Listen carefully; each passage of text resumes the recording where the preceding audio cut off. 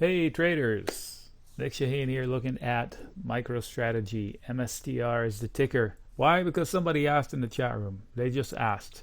So before I go on, I'm going to ask you to subscribe to this channel. It's free. One of these days I'll figure out how to have it pop up. Maybe I'll have it at the end. Anyway, so subscribe and put the little dingy bell thing so you be alerted to whenever I release videos. So far this channel is still free. It won't be too long from now. Anyway, so I don't even remember what this company does, but I do have a lot to say about it. Want to hear it? Here it goes. First of all, flat sales, just looking the overall picture. Engages provision. Okay. All right. So price-wise, price action-wise, there's a lot to be said about the what's going on and what levels will matter. Right off the bat, 700 is definitely where the action can start. In fact, let me see, do I have lines? All right, so I do have lines. I haven't updated in a while. See that line right there? That belongs forward and belongs a little bit lower. This was done back here where I didn't have these two data points, so now I can get smarter about it and check it out. Whoa, what does that look like? Nothing, a neckline. It actually does look like an inverse head and shoulders where you got a shoulder here, head, and kind of like a weird looking shoulder. The point is, it's hotly contested, so it will be a potential breakout. It is resistance until it's taken out. So this dip can come to here, even to here, and come back up here. And once they take that out, off to the races. How much? About that much up here. And this will probably terminate the whole thing. So this is a resistance zone. It still is. And we'll just extend it to the right. Did I do it right? Perfect. So when it breaks out, expect sellers to be lurking somewhere in the middle of the range, the targeted measured move. If it falls to here, it's a support zone.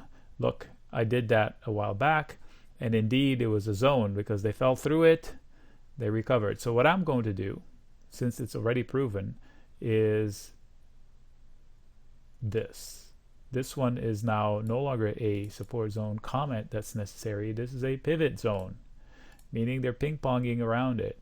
This one is a support zone, and I'm going to move it to here. It's like Bob Ross, I'm going to put a little bit over here, and this becomes a buy the dip opportunity. What is happening?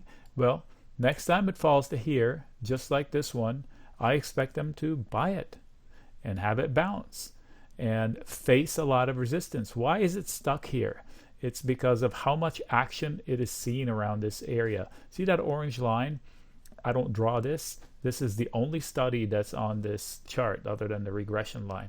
So this tells me, you know, these bars down here, the volume bars, they're useless to me. I don't know why I keep them there. Do I have the option to take them out? Maybe. But they just tell me when something happened. It's not very actionable. These are the same volume bars, only to tell me at what level these happened. So this area from here to here, which is here, price-wise, 675 to 525, is where most of the buying and selling has happened. The transactions are busy, so it's sticky. If you're trying to get out of it, they're going to try to hold you back, but once you let loose, you overshoot. If you're trying to fall out of it, it'll help support you, but if you fall below it, it's hard to get back in. So that's why the bulls will buy it and try to swing it back up. This is arguably a buy the dip opportunity, faster hands, and depends what kind of a person you are as far as trading.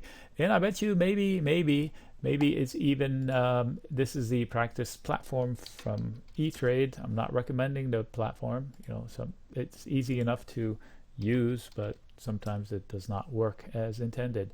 So, gosh, dang it.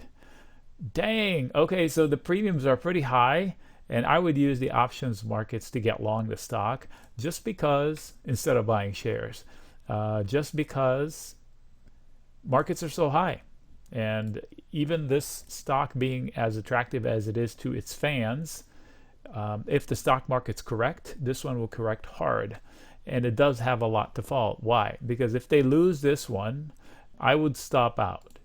Not because I don't believe in it, because from trading perspective, I don't want to find out what lies below. I would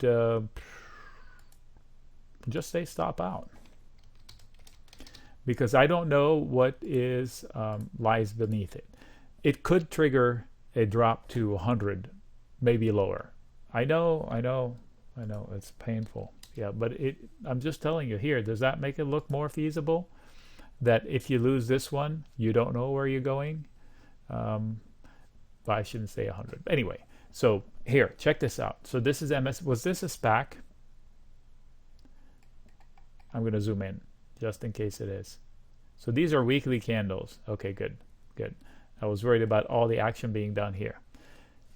The bottom line is, it's a trading vehicle for now. I don't believe in any stock right now to invest in for the super long term, just from the sheer fact of the whole market being so elevated.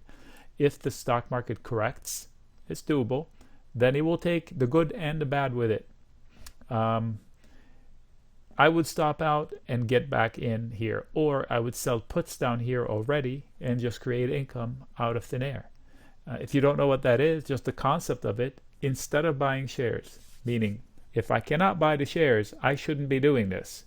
But if I want to buy the shares, I would rather sell a put and collect money, and the worst that can happen is me buy the shares much lower.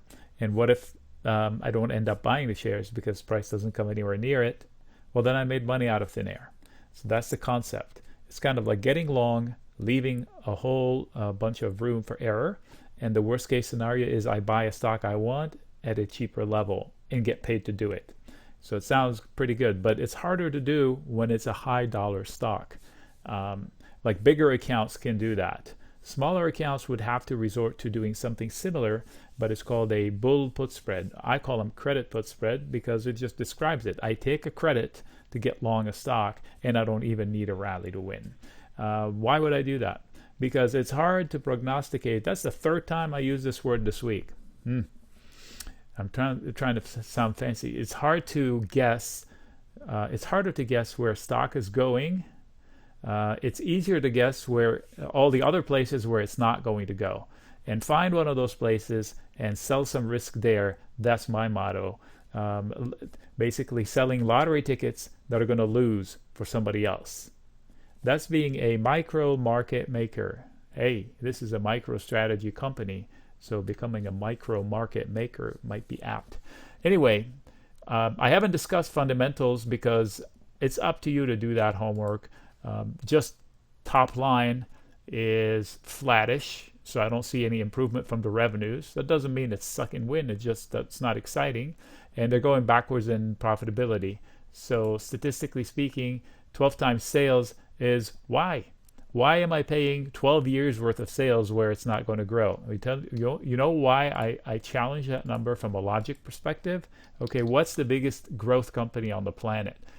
10 years growing 35% more now a year. This one, right? Amazon. You want to see what its price to sale is? 4. The other one is 3 times more expensive than Amazon. Bullshit.